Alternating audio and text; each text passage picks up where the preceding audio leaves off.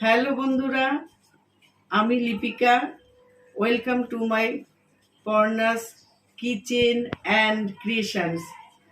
আজ আমি তোমাদের জন্য নিয়ে এসেছি কোয়াশ এবং আলু দিয়ে তৈরি চিংড়ি মাছের তরকারি। দেখো তোমরা কেমন হয়েছে।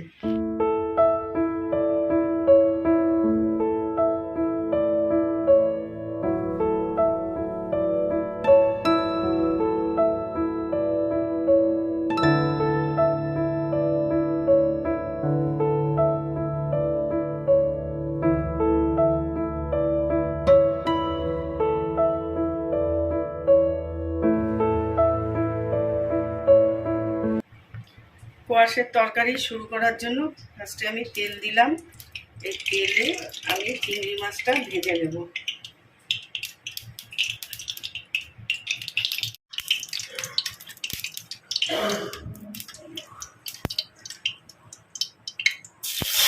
চিংড়ি মাছ ছাড়লাম, একটু আধ ভাজা করে নেব। চিংড়ি মাছ বেশি ভাজলে পরে স্বাদ নষ্ট হয়ে যায়।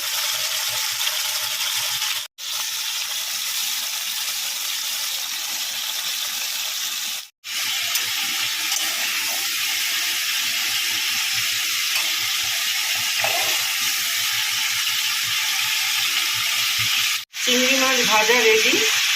এইবারে আমি কোয়াশের তরকারিটা ফোড়ন দিয়ে বসাবো। ওই তেলেই আমি শুকনো লঙ্কা, তেজপাতা এবং জিরে ফোড়ন দিয়ে নিচ্ছি।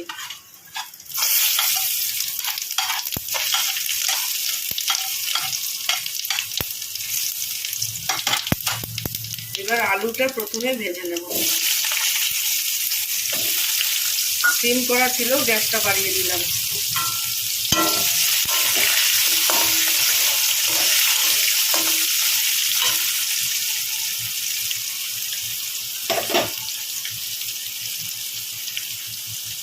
লবণ দিয়ে দিলাম।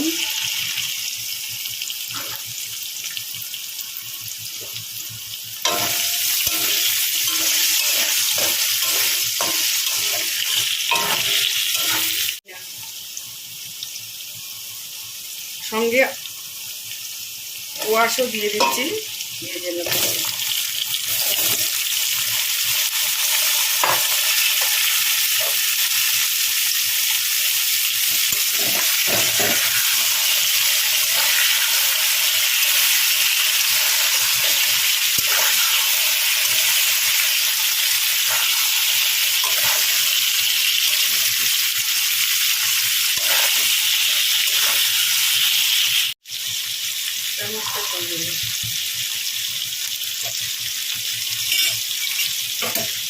এবারে দিচ্ছি আদা বাটা,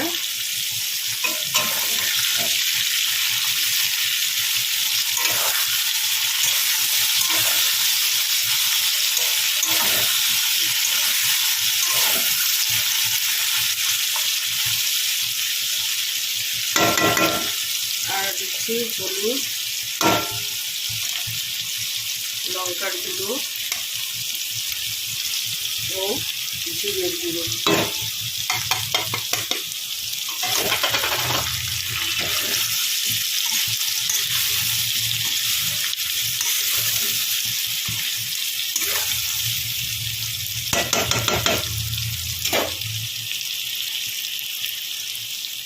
আর একটু লবণ আমি দিয়ে দিচ্ছি।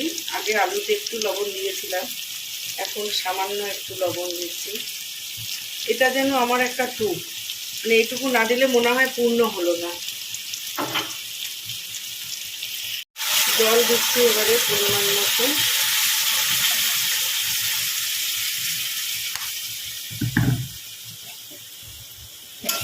একটু সাঁতলে নিয়ে তারপরে আরেকটু জল দেব।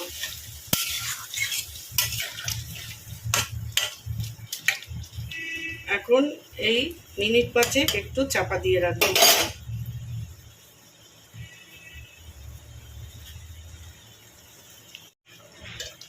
মিনিট 5 একটু চাপা দিয়ে রাখবো। ঢাকনাটি তুলে দিয়েছি।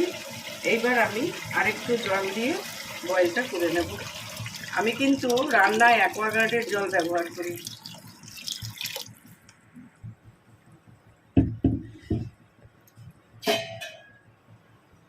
এইবার আরেকটু চাপা দিয়ে দেবো। মাছ দিয়ে দিয়েছি এর মধ্যে। আমি দেওয়ার আগে ফেলার সময় আমি জিনিসটা ভুলে গেছিলাম, আমাকে মাফ করে দেবেন আপনারা। হ্যাঁ, চিংড়ি মাছ দিয়েছি, এবার খানিকক্ষণ ফোটাবো, ফুটিয়ে তারপরে নামাবো।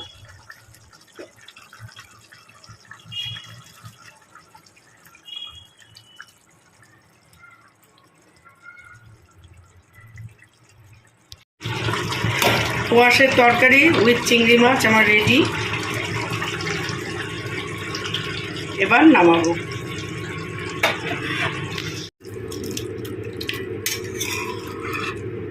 আমার ভীষণ প্রিয় একটি খাবার, আমার মাও খুব ভালোবাসতেন এই কোয়াশের তরকারি।